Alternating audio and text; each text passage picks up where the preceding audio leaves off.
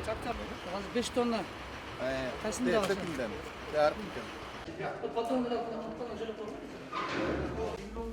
Evet, uzunum yarım açtı.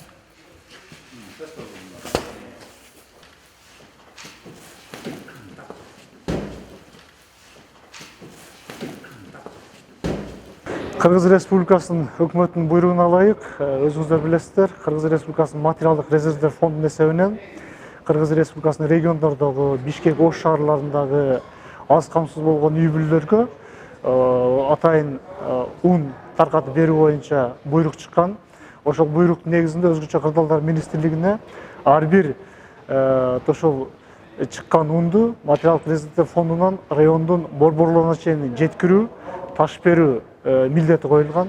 Биз бүгүн мына өзүбүздүн функциябызды аткарып, алгачкы жумушубузду Бишкек шаарынан баштадык.